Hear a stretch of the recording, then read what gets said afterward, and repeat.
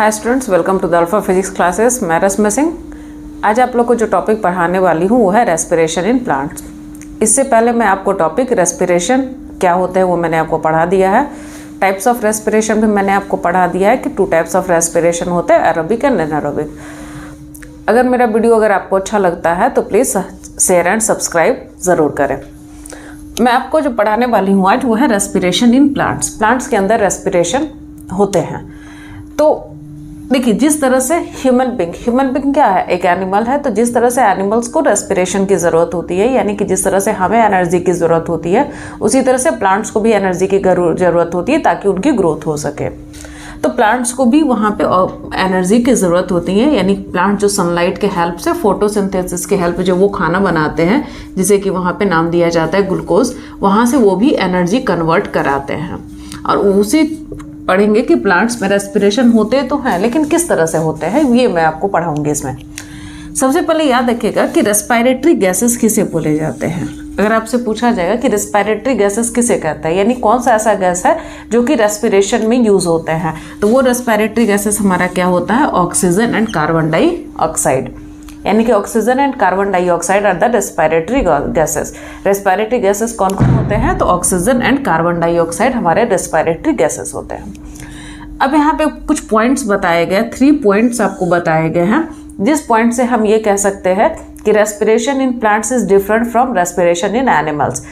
Plant भी respiration करता है, एनिमल्स भी रेस्पिरेशन करते हैं, बट दोनों का जो रेस्पिरेशन होता है वो एक दूसरे से डिफर होते हैं, अलग होते हैं। तो किस वे में होता है, किस तरीके से होते हैं, ये पॉइंट्स मैं भी समझाऊंगी आपको। पहला पॉइंट्स है, all the parts of a plant whether it is root, stem, leaves perform respiration individually. यानी प्लांट्स जो रेस्पिरेशन करते हैं, तो प्लांट्स ऐसा नहीं कि प्लांट का सिर्फ एक पार्ट रेस्पिरेशन कर रहा है और उसी पार्ट से सारे जगह वहाँ पे गैसेस पहुँच रहा है, एनर्जी पहुँच रही, ऐसा नहीं होता है। प्लांट्स का हर पार्ट अपना रेस्पिरेशन खुद करते हैं। जैसे कि प्लांट्स का रूट पार्ट अलग रेस्पिरेशन करेंगे, प्लांट का स्टेम पार्ट अलग रेस्पिरेशन करेगा, प्लांट्स का लीफ पार्ट अलग रेस्पिरेशन करेंगे। इट मीन्स दैट कि all the parts of plant do perform respiration individually. यानी कि प्लांट्स के जितने भी पार्ट्स होते हैं वो सारे के सारे पार्ट्स अपना रेस्पिरेशन वो खुद करते हैं, मतलब अलग अलग रेस्पिरेशन होते हैं। जबकि एनिमल्स के अंदर जो रेस्पिरेशन होता है वो एक ही जगह होता है। ऐसा नहीं कि हमारे अगर ह्यूमन बॉडी है, जैसे आप एग्जांपल खुद का लोगे तो आप उससे अच्छे से रिलेट कर सकते हो। हमारे बॉडी के अंदर भी रेस्पिरेशन होते हैं, लेकिन हमारे बॉडी के अंदर रेस्पिरेशन हर जगह नहीं होता। ऐसा नहीं कि हमारे हैंड में रेस्पिरेशन अलग हो रहा है, हमारे लेग में रेस्पिरेशन अलग हो रहा है, हमारे हेड में अलग से रेस्पिरेशन हो रहा है, स्टमक में अलग हो रहा है, ऐसा नहीं होते हैं। ब्रीदिंग करते हैं, ऑक्सीजन हमारे बॉडी के अंदर आता है, अल्वोलियाई से होते हुए लंग्स से होते हुए, अल्वोलियाई से होते हुए ब्लड वेसल्स में जाते हैं। हमारे खाना स्मॉल इंटेस्टाइन से ब्लड वेसल्स में जाता है, ब्लड वेसल्स में हमारा खाना और ऑक्सीजन दोनों मिलते हैं तो रेस्पिरेशन होता है। यानी कि एक पार्ट होते हैं जिस पार्ट में हमारा रेस्पिरेशन होता है और एक जगह होता है। फिर जिस जगह से हमारा रेस्पिरेशन होता है वहाँ पे एनर्जी बनती है और फिर वो एनर्जी हमारे बॉडी के सभी तरफ ट्रांसपोर्ट होती है। बट प्लांट्स के अंदर ऐसा नहीं होता। प्लांट्स के अंदर रूट अलग रेस्पिरेशन करेंगे, स्टेम अलग करेगा, लीफ अलग करेंगे। जबकि एनिमल्स जो रेस्पिरेशन करते हैं वो सिंगल यूनिट यानी कि एक ही यूनिट से करते हैं। Second point, there is a little transport of gases in plant. Plant के अंदर जो रेस्पिरेटरी गैसेस होते हैं उनका ट्रांसपोर्टेशन कम होता है। क्यों कम होंगे? अब एक प्लांट है, प्लांट का रूट अलग रेस्पिरेशन कर रहा है, तो जो प्लांट रूट रेस्पिरेशन करेंगे वो रूट के ही अदर पार्ट्स में अपना रेस्पिरेटरी गैसेस छोड़ेगा। स्टेम अलग कर रहा है तो वो अपना रेस्पिरेटरी गैसेस स्टेम में ट्रांसपोर्ट होंगे। लीफ अलग से रेस्पिरेशन कर रहा है तो लीफ रेस्पिरेशन एक पार्ट में करेंगे और लीफ के अदर पार्ट्स में वो अपना रेस्पिरेटरी गैसेस पहुंचाएगा। यानी कि इसके अलग अलग पार्ट रेस्पिरेशन कर रहे हैं तो उसको ज़रूरत नहीं है कि बहुत ज़्यादा दूर तक एक जो हमारा रेस्पिरेटरी गैसेस है वो एक जगह से दूसरी जगह ट्रांसपोर्ट हो। जबकि आप एग्जाम्पल एनिमल्स के लेते हो तो एनिमल्स में क्या होते हैं कि रेस्पिरेशन एक ही जगह होता है और एक जगह होते हैं लेकिन सभी जगह उसको पहुंचना होता है एनर्जी को। तो इसीलिए हमारे बॉडी के अंदर यानी कि एनिमल्स के बॉडी के अंदर जो रेस्पिरेटरी गैसेस का जो एक्सचेंज होता है यानी ट्रांसपोर्टेशन जो होते हैं वो लॉन्ग मतलब लंबा डिस्टेंस होता है, जबकि प्लांट्स में उनकी डिस्टेंस कम होती है। अगर आपसे पूछा जाता है कि प्लांट्स में जो रेस्पिरेटरी गैसेस होते हैं वो कम डिस्टेंस तक क्यों ट्रैवल करते हैं, बिकॉज प्लांट्स का हर पार्ट इंडिविजुअली रेस्पिरेशन करे तो उसको किसी दूसरे पार्ट से वहाँ पे रेस्पिरेटरी गैसेस को लेकर के आने की ज़रूरत नहीं पड़ती, जबकि हमारे बॉडी में ऐसा नहीं होता है। नेक्स्ट आता है रेस्पिरेशन इन प्लांट्स। प्लांट्स के अंदर जो रेस्पिरेशन होते हैं वो धीरे धीरे होता है, मतलब वो तो फास्ट रेट नहीं होता, बहुत स्लो सा रेट होता है रेस्पिरेशन करने का। मतलब आपको इजिली आपको वहाँ पे फील भी नहीं होगा कि प्लांट्स रेस्पिरेशन कर रहे हैं, ये आपको पता भी नहीं चलेगा। जबकि एनिमल्स के जो अंदर रेस्पिरेशन होते हैं वो फास्टर रेट पे होता है, यानी बहुत फास्टर रेट पे होता है। मैंने आपको एग्जांपल दिया था कि आप कहीं रोड पे चल रहे हो और रोड पे चलते चलते अचानक से अगर आपके पीछे डॉग पड़ जाता है तो आप क्या करते हो, वहाँ से भागना स्टार्ट करते हो और आप बहुत तेज एनर्जी से भागते हो, बहुत ज़्यादा तेज एनर्जी से भाग रहे हो। तो जिस समय आप बहुत तेज दौड़ रहे हो उस समय हमारा बॉडी क्या होता है कि रेस्पिरेशन और भी फास्ट करते हैं, तो वो जो हमारा रेस्पिरेशन है वो बहुत फास्टर रेट पे होता है। जबकि प्लांट्स में रेस्पिरेशन जो होता है बहुत ही स्लो रेट पे होता है, मतलब धीरे धीरे होते रहते हैं।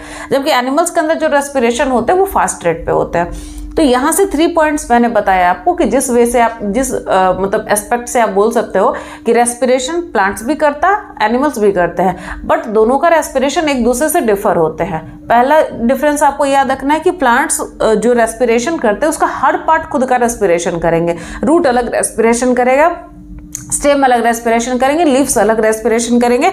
जबकि एनिमल्स जो रेस्पिरेशन करते हैं वो एक सिंगल यूनिट यानी एक ही यूनिट से वो रेस्पिरेशन करते हैं। प्लांट्स के अंदर जो रेस्पिरेशन होंगे वहाँ पे ट्रांसपोर्ट ऑफ गैसेस यानी जो ऑक्सीजन और कार्बन डाइऑक्साइड जो गैसेस का ट्रांसपोर्टेशन होते हैं वो स्मॉल डिस्टेंस यानी बहुत ज़्यादा डिस्टेंस तक नहीं होते। क्यों नहीं होता? बिकॉज उसका अलग अलग पार्ट रेस्पिरेशन करे तो अलग अलग पार्ट अपना खुद का वहाँ पे रेस्पिरेटरी गैसेस ट्रांसपोर्ट करेंगे, इसलिए बहुत लॉन्ग डिस्टेंस नहीं होंगे। जबकि हमारे बॉडी के अंदर एक ही जगह से ऑक्सीजन आते हैं, CO2 भी उसी पार्ट से निकलते हैं, तो वहाँ पे रेस्पिरेटरी गैसेस का एक्सचेंज काफ़ी ज़्यादा होता है, मतलब लॉन्ग डिस्टेंस तक होता है। प्लांट्स में जो रेस्पिरेशन होंगे वो स्लो रेट में होते हैं, जबकि एनिमल्स के अंदर जो रेस्पिरेशन होते हैं वो फास्टर रेट पे होते हैं। तो ये आपको समझ में मतलब आ गई होगी। और आगे के जो पार्ट है मैं अभी आपको बताती हूँ। अभी मैंने आपको पढ़ाया था कि रेस्पिरेशन क्या होता है, रेस्पिरेशन प्लांट्स और एनिमल्स के अंदर डिफरेंस कैसे होता है। और मैंने आपको बताया था कि प्लांट्स के अंदर जो रेस्पिरेशन होते हैं वो रूट पार्ट अलग रेस्पिरेशन करता है, स्टेम अलग करता है, लीफ अलग करता है। तो प्लांट्स के अंदर जो रूट रेस्पिरेशन करते हैं वो किस तरह से करते हैं वो मैं अभी आपको बताऊंगी। सबसे पहले आपको तो ये आपको पता है कि जो रूट होते हैं वो सॉइल के अंदर होते हैं। सॉइल में सॉइल जो पार्टिकल्स होते हैं उस सॉइल के पार्टिकल्स में हमारे एयर प्रेजेंट होते हैं। तो सॉइल के पार्टिकल्स में जो एयर प्रेजेंट होते हैं उसके अंदर ऑक्सीजन प्रेजेंट होते हैं।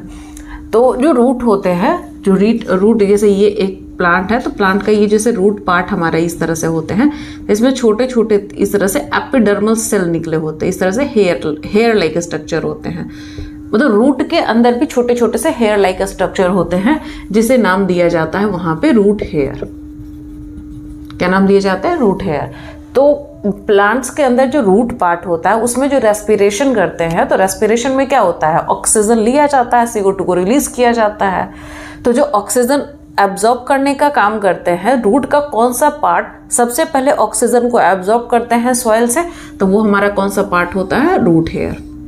यानी प्लांट्स के अंदर जो प्रेजेंट रूट है, रूट में प्रेजेंट जो रूट हेयर होंगे वो क्या करेगा, सबसे पहले ऑक्सीजन को वहाँ से अपनी ओर खींचेंगे। और जैसे उनके पास ऑक्सीजन आएंगे तो वो with the process of diffusion. अब डिफ्यूजन क्या होते हैं? तो डिफ्यूजन बोला जाता है इंटरमिक्सिंग ऑफ 2 सबस्टेंस। कोई भी 2 सबस्टेंस अगर अपने आप मिक्स हो रहा है, या फिर आप बोल सकते हो movement of a substance from high concentration to low concentration. यानी जिस हाई कंसंट्रेशन यानी जिस वैसा पार्ट जिसमें अमाउंट ज़्यादा हो किसी भी चीज़ का, उससे लो अमाउंट की तरफ मूवमेंट करना, उसको हम डिफ्यूजन करते हैं। जैसे कि आप एग्जांपल दे सकते हो कि आपका एक रूम है, एक रूम के एक साइड में आप अगरबत्ती जला देते हो तो आफ्टर सम टाइम उसकी स्मेल पूरे रूम में आपको मतलब आती है, तो वो भी कौन सा प्रोसेस हमारा हो रहा है? डिफ्यूजन। अब जैसे कि ये हमारा रूट है, रूट और उसके सराउंडिंग्स पे सारे जगह एयर प्रेजेंट है, तो एयर क्या करेगा कि रूट के हेल्प से रूट पार्ट में आएंगे और with the help of diffusion यहाँ से धीरे धीरे धीरे धीरे वो डिफ्यूज्ड होकर के सारे पार्ट में वो पहुँच जाएगा। तो ये आपको ध्यान रखना है कि प्लांट्स के अंदर जो ट्रांसपोर्टेशन होते हैं या प्लांट्स के अंदर जो रेस्पिरेशन होते हैं उसको रेस्पिरेशन करवाने में या फिर एक्सचेंज ऑफ गैसेस कराने में कौन हेल्प करता है? तो डिफ्यूजन प्रोसेस हेल्प करते हैं। तो यहाँ पे देखिए बोला जा रहा है कि oxygen diffuses into the root hair. Oxygen diffuse होता है यानी कि ऑक्सीजन डिफ्यूजन के प्रोसेस से डिफ्यूज होकर के रूट हेयर्स में आते हैं and reaches all the other cells of the root for the respiration. और वो रूट के अदर पार्ट्स में जाते हैं और वो रेस्पिरेशन करते हैं। देखिए प्लांट्स का लीफ पार्ट खाना बनाते हैं, with the help of phloem खाना हमारा लीफ से होकर के रूट पार्ट में आएंगे।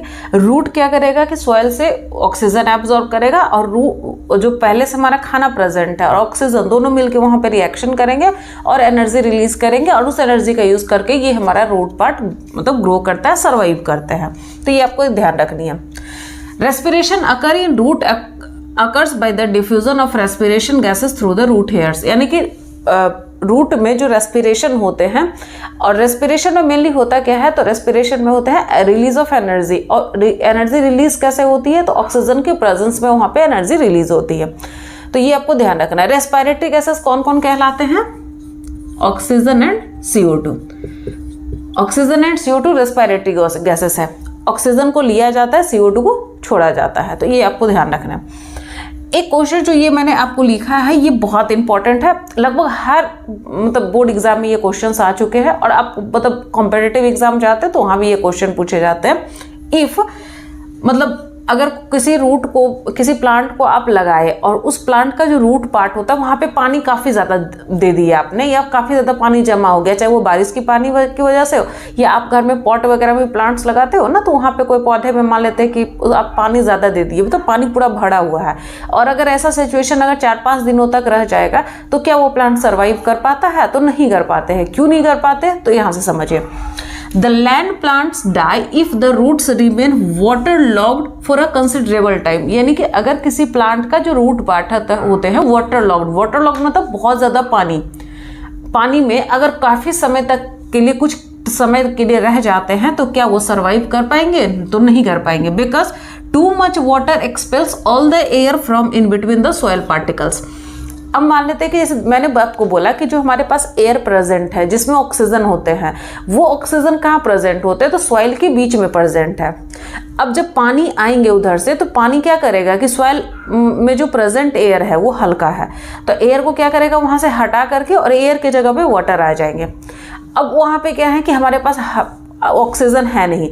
जब ऑक्सीजन नहीं है तो फिर क्या होंगे कि यहाँ पे हमारा रेस्पिरेशन प्रोसेस रुकने लगेगा। जब रेस्पिरेशन प्रोसेस नहीं होंगे तो प्लांट्स के पास में एनर्जी नहीं होगी ताकि उसका यूज करके वो ग्रोथ कर सके। तो आफ्टर सम टाइम, कुछ समय के लिए वो सर्वाइव कर सकता है। ऐसा नहीं है कि अगर वाटर लॉग 1-2 दिनों के लिए हो गया तो वो खराब हो जाएगा, ऐसा नहीं है। बट अगर कुछ समय तक अगर लगातार ऐसा रह गया, तब क्या होता है कि वहाँ पे ऑक्सीजन की कमी होती है। और आपको मैंने पढ़ाया था, अगर याद हो, कि अगर ऑक्सीजन की कमी होगी तो कोई भी जो लिविंग थिंग्स होते हैं, अगर ऑक्सीजन प्रेजेंट है तो वो एरोबिक रेस्पिरेशन करते हैं। अगर ऑक्सीजन प्रेजेंट है तो कौन सा रेस्पिरेशन करेगा? एरोबिक। बट यहाँ पे क्या हो रहा है कि अगर वाटर लॉग्ड काफ़ी समय के लिए है, किसी भी रूट में वाटर लॉग्ड काफ़ी समय के लिए है, तो वहाँ पे ऑक्सीजन नहीं है। और जब ऑक्सीजन काफ़ी समय तक नहीं रहेंगे, तब क्या होते हैं कि हमारा जो रूट पार्ट है वो एनारोबिकली रेस्पायर करता है। एनारोबिकली मतलब बिना ऑक्सीजन का भी रेस्पिरेशन कर लेते हैं। और जब बिना ऑक्सीजन का रेस्पिरेशन प्लांट्स करते हैं, तब वो क्या करेगा कि वहाँ से वो रिलीज करेंगे अल्कोहल। क्या रिलीज करेगा? अल्कोहल। और जैसे प्लांट्स अल्कोहल रिलीज करेगा, वो धीरे धीरे उसके रूट पार्ट को वो खत्म कर देता है, यानी कि वो डेड हो जाएंगे। तो आफ्टर सम टाइम वो क्या होगा? प्लांट्स हमारा खत्म हो जाएगा, यानी कि डेड हो जाएंगे। तो यहाँ से आपको एक चीज़ याद रखनी है कि अगर किसी प्लांट्स का रूट अगर कुछ समय के लिए वाटर लॉग्ड हो जाता है, यानी पानी बहुत ज़्यादा होता है, तो क्या वो सर्वाइव कर पाएंगे? तो नहीं कर पाएंगे। और क्यों नहीं कर पाएंगे? बिकॉज वहाँ पे ऑक्सीजन प्रेजेंट नहीं होते हैं। और विदाउट ऑक्सीजन जो प्लांट का पार्ट, जो रूट है, वो एनारोबिकली रेस्पायर करेंगे, और एनारोबिकली रेस्पायर करके अल्कोहल रिलीज करेंगे, जो कि उस प्लांट को डेड कर देगा, यानी खत्म कर देंगे। तो ये यहाँ तक आपको ध्यान रखना है। ये क्वेश्चंस बहुत बार आए हैं, तो आप इसको अच्छे से तैयार कर सकते हो, याद भी रख सकते हो। अब आते हैं कि प्लांट्स का रूट पार्ट तो रेस्पिरेशन करते ही हैं, बट प्लांट्स का स्टेम पार्ट भी रेस्पिरेशन करता है, प्लांट्स का लीफ पार्ट भी रेस्पिरेशन करते हैं। तो प्लांट्स के स्टेम पार्ट में आखिर ऐसा क्या प्रेजेंट है? जैसे कि मैंने आपको बताया कि प्लांट्स के रूट पार्ट में प्रेजेंट होते हैं रूट हेयर्स। प्लांट्स के रूट पार्ट में प्रेजेंट होते हैं रूट हेयर, जो सबसे पहले वाटर ऑक्सीजन को एब्जॉर्ब करते हैं। तो उसी तरह से स्टेम पार्ट में प्रेजेंट होते हैं लेंटिकल्स। स्टेम पार्ट में क्या प्रेजेंट होता है? लेंटिकल्स। अब लेंटिकल्स क्या होते हैं? तो लेंटिकल्स एक स्मॉल एरिया होते हैं जो बार्क, यानी कि प्लांट का जो छाल होता है, ऊपर वाला छाल जो आप देखते हैं ना, ऊपर का जो लेयर होता है, उस बार्क में एक छोटा सा स्मॉल एरिया होते हैं और वो स्मॉल एरिया में जो सेल प्रेजेंट होते हैं वो लूजली पैक्ड होते हैं, यानी बहुत टाइट नहीं होता, मतलब लूजली मतलब उनके बीच में स्पेस है। और जब स्पेस होगा तो क्या हो जाएगा, वहाँ पे एक्सचेंज ऑफ गैसेस। मेरी बात समझ में आई कि जो प्लांट्स होते हैं, प्लांट्स का जो बार्क होता है, बार्क किसको बोलते हैं, छाल को, जो प्लांट्स का ऊपर का जो सरफेस होता है जिसको हम बार्क बोलते हैं, उस बार्क में कुछ एरिया होते हैं, स्मॉल एरिया होते हैं, कोई 1 2 जगह 4 जगह ऐसे एरिया होते हैं जहाँ का जो सेल होता है वो लूजली पैक्ड होते हैं। लूजली मतलब होता है हल्का सा, मतलब बहुत ज़्यादा टाइटली पैक्ड नहीं होंगे।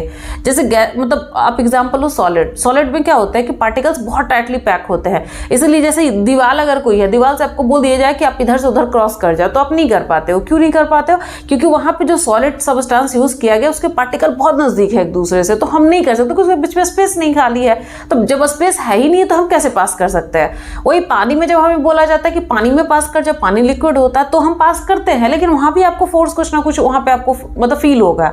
लेकिन आपको बोला जाता है कि अब जहां हम खड़े हैं या जहां आप खड़े होते हो तो हमारे चारों तरफ तो एयर है, तो एयर तो गैसेस होते हैं, तो हम एयर में चारों तरफ मूव करते हैं लेकिन हमें कुछ फील नहीं होता। क्यों, क्योंकि हम एयर के बीच में काफी ज्यादा स्पेस होती है। तो यहाँ भी वही कॉन्सेप्ट है कि लूजली पैक्ड है। लूजली मतलब दूर दूर है, अगर दूर दूर थोड़े से हैं इसका मतलब उसके बीच में जगह होगा, और जैसे जहां भी अगर थोड़ी बहुत भी जगह मिलेगी वहां पे होंगे एक्सचेंज ऑफ रेस्पिरेटरी गैसेस, यानी कि ऑक्सीजन इन कर जाएगा और CO2 उसी पार्ट से बाहर निकल जाएंगे।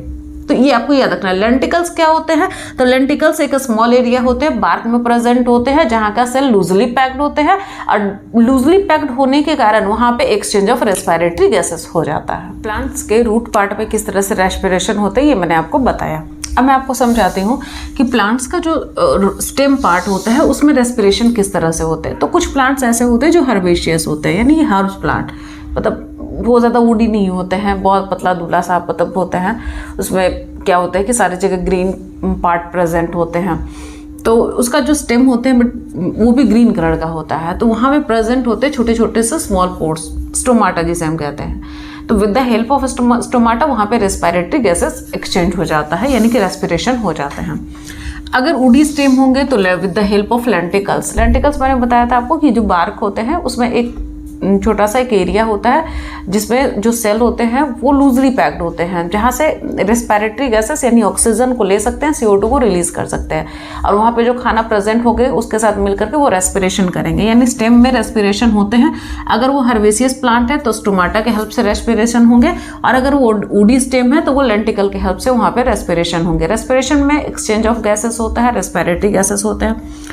लिप्स में अगर पूछेगा कि रेस्पिरेशन कहाँ से होते हैं तो with the help of stomata. Stomata क्या होते हैं, तो स्टोमाटा जैसे ये लीफ है तो लीफ का जो लोअर पार्ट होते हैं, लीफ का जो नीचे का पार्ट, जैसे ये मान लेते हैं एक लीफ है तो लीफ के लोअर पार्ट में छोटे छोटे स्मॉल पोर्स प्रेजेंट होते हैं, that is known as stomata, और स्टोमाटा से ही वहाँ पे एक्सचेंज ऑफ रेस्पिरेटरी गैसेस होता है, यानी कि ऑक्सीजन को लिया जाता है, CO2 को छोड़ा जाता है।